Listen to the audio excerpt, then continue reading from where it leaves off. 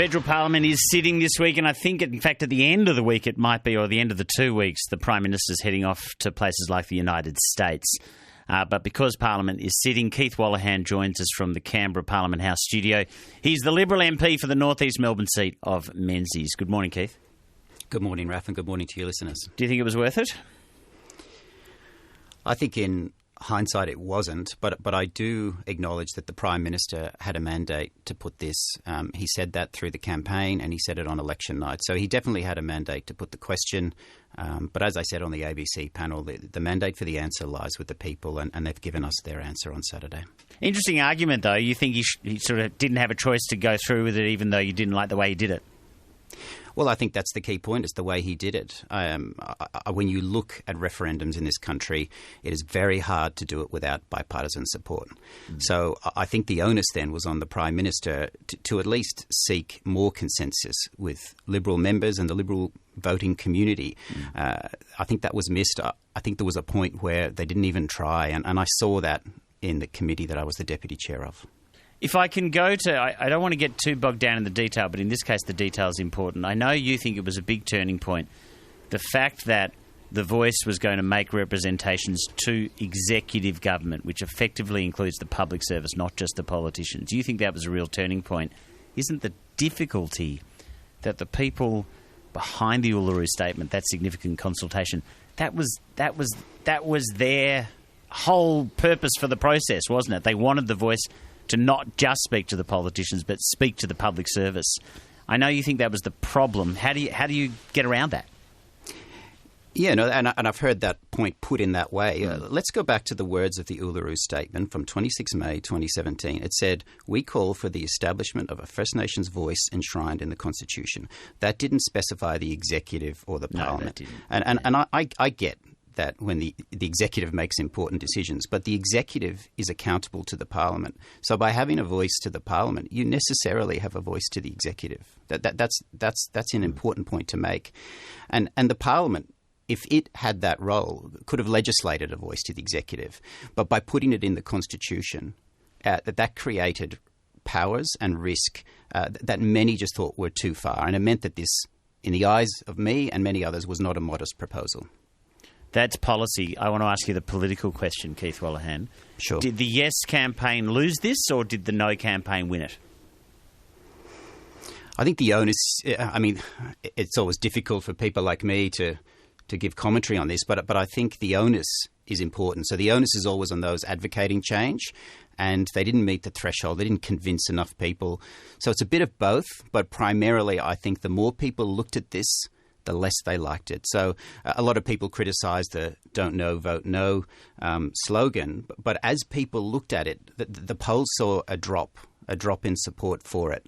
And I think that's an important point to note. I think people didn't appreciate through the campaign, especially in the last phases, being insulted, being told that they were ignorant or racist or motivated by misinformation. If you want to convince people, you got to win them over, not with insults. And I think that was ill-disciplined by the Yes campaign in the last few months. Keith Wallahan's Liberal MP for the seat of Menzies, which is in Melbourne's northeast. I do want to shift our attention to the Middle East. I want to play a little bit of what the Foreign Minister told ABC TV this morning. It might have been the last flight out to get people out of Israel from the airport near Tel Aviv. Here's Penny Wong this morning about those repatriation flights. We are looking to arrange, subject to security and operational constraints, a further flight today, Israeli time. People should consider that may be our last flight for the foreseeable future. Last flight for the foreseeable future. That's the Foreign Minister on ABC News Breakfast. Keith Wallahan, are you satisfied the government's doing enough? There are people trying to get out of both Gaza and Israel. Do you think the government's doing what they can? This is one of those areas where I think we need to show as much bipartisan commitment to the task as possible. I'm not in the briefings that the minister's receiving, but from what I've heard and seen, I think they're trying to do everything they can, and they have our full support in doing that. I was in Israel in July, and through that airport I was in Sderot as well. I never, for the life of me, thought we would be where we are just a few months later. this is heartbreaking for the world, and particularly the Jewish community here in Melbourne. And it's evolving, so things will change. But I think we're entering a very serious and dangerous phase. I don't want to assume too much about you, Keith Wallahan, but I know your background in military law. What Israel's done, vowing to smash Hamas, to not let any gas or fuel, they've just turned on the water again in the southern part of Gaza. Have all of Israel's actions so far in Gaza been appropriate? I think they have been so far, but the actual response hasn't started. These are all preliminary moves. No one takes pleasure in seeing civilians caught up in conflict for whatever side they're on. No one takes pleasure in that. But the fact is that Hamas is embedded within a very concentrated civilian population. So I think this preliminary phase has obviously seen a large build-up of IDF forces, but it has also seen a campaign to ask civilians to move further south, and many have. And I just hope that they're given free passage to do that. Does Israel's horror at the attacks 8 days ago risk them going too far in their response? There's always a risk that any conflict can go too far, but I have confidence that the people who make those decisions will be mindful of that, and they will continue to analyse it every day. As you know, Raf, I did 3 tours of Afghanistan, and the missions we were given were all amongst civilian population. It's really hard. It's not easy, and you've got to be focused on that all the time and every day, down to the tactical level as well as those strategic decision makers. Israel issues warnings, or has issued warnings over the last 8 days, where they basically say to an entire suburb, you've got 10 minutes to go, get out, and then a whole lot of buildings get blown up.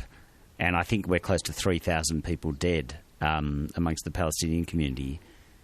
Does that stuff look okay to you? No reasonable person would say that that's okay. No reasonable person would. But oh no, I'm not talking. I guess I'm talking. Laws of war stuff.